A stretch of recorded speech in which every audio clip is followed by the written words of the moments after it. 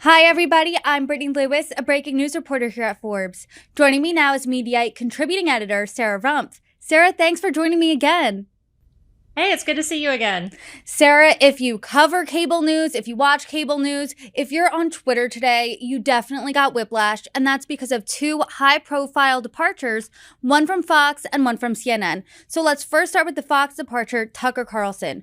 What's your reaction to the really abrupt announcement from this morning? Well, we were all in absolute shock. The internal chatter on our Slack was just a lot of exclamation points and capital letters. And I think that's pretty universal across the media world today. Tucker Carlson has been consistently one of Fox News's top-rated hosts. And, a lot of people thought he was untouchable, but we saw that there is actually a limit to how much you can get away with. This is, I've commented earlier that this seemed abrupt, like the word that you used, and that is in some ways true, but it's also something that's been several weeks, if not months, in the making. Just last week, Fox News settled that massive defamation lawsuit with Dominion Voting Systems for $787.5 million, which is a figure I still can't quite wrap my head around. And Tucker Carlson played a major role in the pretrial discovery that we all saw, where the Fox News executives and on-air personalities were laughing about how bad these silly, baseless, insane claims of election fraud were. But Tucker Carlson is one that took it a step further, actually agitating to get any reporters fired who had dared to push the facts out there. There's also two more big threats looming in the shadows that pose a serious threat for Fox. There's a similar lawsuit from Smartmatic Voting Systems with additional claims of defamation against their company. And there's a former Fox News producer who worked on Carlson's show named Abby Grossman, who has some very explosive allegations about sexual harassment and a toxic workplace environment.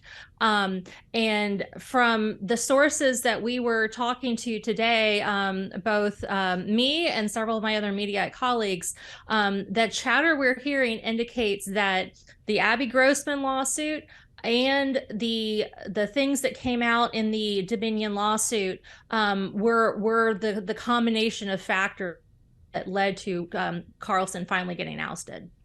Tucker Carlson wasn't the only one who was named in the Dominion lawsuit or had those embarrassing types of texts leak. So do you think that this is a domino effect where he's the first person to go and perhaps the largest profile, but others, both talent and executives, might follow suit? There's some chatter that there may be some additional heads to roll, but keep in mind there's some, Tucker Carlson presented additional problems for Fox in that it wasn't just what he said in the lead up to and following the 2020 election, but what he has continued to say. He has put forward guests on his show and made comments himself claiming that the January 6th attack on the U.S. Capitol was a false flag and it was, some sort of charade by the federal government to attack good conservative patriots. I mean, he had this whole special on Fox Nation called Patriot Purge. That was the name of it. And he not too long ago had gotten additional footage from January 6th inside the Capitol and used the moments where the protesters were being peaceful to claim that the charges that it was a riot and that this was all terrible, these people committed crimes, were false and misleading. The problem with all of that, of course, is that, yes, of course, there are moments where these protesters are not using bear spray on police officers and trying to bash their heads in with flagpoles and smashing them in doorways and knocking them down stairways. But there are moments where they're not doing those things, but there's lots and lots of video where that is absolutely happening. So, you look at it from a liability perspective for the company. Tucker Carlson was showing no signs that he was going to, learn to color within the lines and learn to, not push the needle on every single topic like this. With another, the Smartmatic lawsuit was asking for 2.7 billion. There's no guarantee that they'd get anywhere close to that, but Dominion sued for 1.6 billion and settled for just under half that. These are very real threats. So, if you've got somebody that is going to continue to create liability risk for your company, you can kind of see why Rupert and Lachlan Murdoch might finally say, bye, Tucker. It felt like for a while that Tucker was untouchable, though. He was the highest rated host. It felt like you said, he kept pushing those boundaries, seemingly without punishment. But this news really did send shockwaves throughout the media world, throughout Fox News. Tucker Carlson's exit wiped out $700 million in market value for the network today alone. And people in the network, it was reported they were shocked. No one saw this coming immediately. I mean, they were previewing his show tonight. So what do you think that this means for Fox News? What are the implications for the network? I mean, all of our sources were saying what you've heard, that it was a shock within the network, that there were a number of employees that did not hear anything internally. They heard it when the news broke online.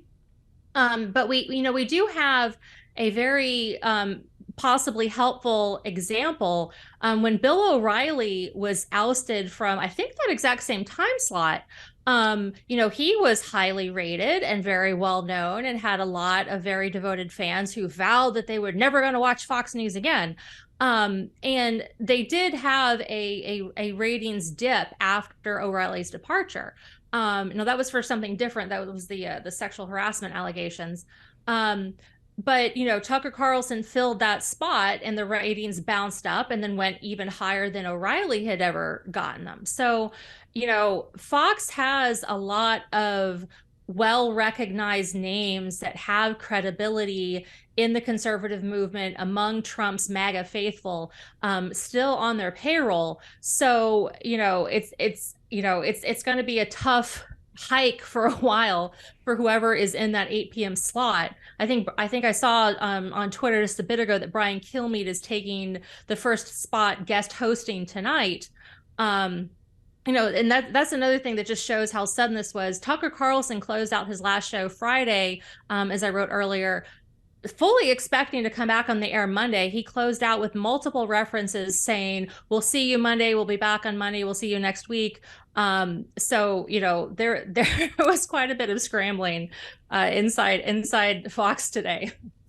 It's interesting you brought up Bill O'Reilly. He was in that same exact time slot. He left under different circumstances that we know of, but he left and people were like, what's going to happen to Fox News? How will Fox News survive this? And they in fact did, and their ratings were better than ever. So I think that brings up an interesting point. Who do you see as filling this spot, being the next face of Fox, if you will? Well, if you look at, Sean Hannity's got another evening program that gets solid ratings. Greg Gutfeld has been on an upward swing with the network. And, so is Jesse Waters. Both of them are a bit younger. I think Greg's about Tucker's age, but they're on the younger side for the network, so can conceivably still be there for a decade or so to come. It's probably I would be shocked if they brought in a new face. I think that they're going to do their best to keep their audience, and they're going to shift around one of their well-known names who's been proven to get ratings and during other hours on the networks to try to keep the audience as happy as possible. Look, Tucker's gone, but this person. Stay, please. It seemed like mere moments after the Tucker news broke, news at the rival network CNN broke that Don Lemon, he said he was fired. The network said they parted ways. So first, is it just a crazy coincidence that this news broke just minutes, it seemed like, after the Tucker news? Well, the reason that we've come to understand that for Lemon's ouster is the clashes that he's had with his coworkers and his on-air comments. So again, this is something that might have been a sudden decision, but was something that was also weeks and months in the making, apparently. I don't know. We have not been able to confirm whether CNN, was trying to time this after Tucker Carlson's news was such a nuclear explosion in the media world. But I'm almost certain Don Lemon himself broke the news with his tweet. That's how the news initially came out, and in that tweet, forgive me, I don't have the exact wording on the top of my head, but he said that he got the news from his agent and said that he was stunned, I think was the word he used, and accused the CNN management of firing him, indirectly through his agent instead of talking to him directly. Shortly after that tweet was posted, the CNN public relations account on Twitter contradicted Lemon's claims and said that they had offered to meet with him, and instead he had posted his statement on Twitter. They called what he had said inaccurate. So those are the two sides that we've heard. The chatter that we are hearing is that the comments that he made in response to Nikki Haley's comments about candidates being there past their prime, and he had this really awkward conversation with his two female co-hosts next to him, where he talked about, well, they say that, on the internet, on Google, that, women are past their prime after 40 or 50 or something. And I want to give him the benefit of the doubt. It came out awkwardly, but then he just kept doubling down and digging into it. And you could see that Caitlin Collins and Poppy Harlow sitting next to him were so uncomfortable and were trying to push back on it. And that never really got resolved well. And a lot of people, understandably, took a lot of offense to that. There was another interview that Lemon had with Vivek Ramaswamy, who is a Republican presidential candidate, and it got extremely heated. Ramaswamy had spoken at an NRA convention and talked about the Republican Party as defending gun rights for all kinds of people, including African Americans, and brought up the Civil War. And the conversation with Lemon got very heated, where Lemon accused him of not understanding what it's like to be a Black person in America. And it just there was a lot of yelling back and forth. And again, you've got a situation where, Don Lemon was saying things, and Poppy Harlow is sitting next to him looking as uncomfortable as as a normally composed news anchor can look. That clip went pretty viral. Again, I don't want to say certainly that this was the straw that broke the camel's back on this, but that's the chatter that we're hearing, that it was just too many things of, and you're trying to rebuild a brand like CNN. They're having some rating troubles. A morning show especially is something that is very personality driven, and audience members get a connection with people that they're watching as they're getting their kids ready for school, as they're getting their coffee and trying to figure out, how bad their morning commute's going to be. This kind of strife and drama is something that's just not helpful. So,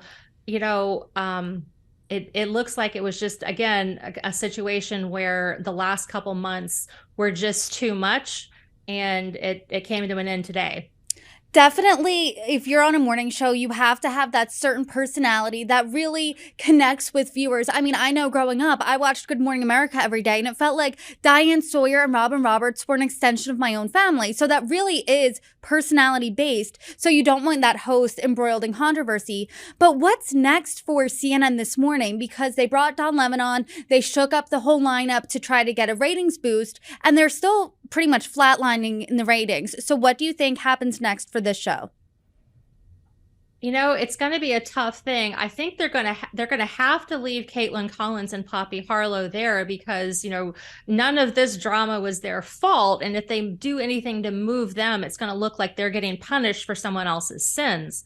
Whether they have the two of them as co-hosts, I mean, a lot of morning shows have just two as a successful pair, and then maybe some extra people providing supporting roles. I mean, Joe Scarborough and Mika Brzezinski are a pretty famous pairing.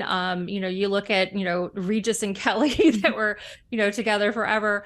So that dynamic of just the two of them may work for a while. Whether they're gonna, try to rotate in a third person, to try, or just have, reporters doing supporting roles, as they have. I'm not sure, but I would be shocked if they shuffled Poppy or Caitlin off the show in the short term. Sarah, one of your colleagues called this a massacre today. What do you think that these departures say about cable news in general? What are the implications here for the entire industry? Well, in some ways, it makes you take a pause because, the media industry is still going through an absolutely cataclysmic, it's not even an evolution, it's a mutation since the internet changed everything. I mean, we're doing this interview right now online and not in a traditional television newsroom.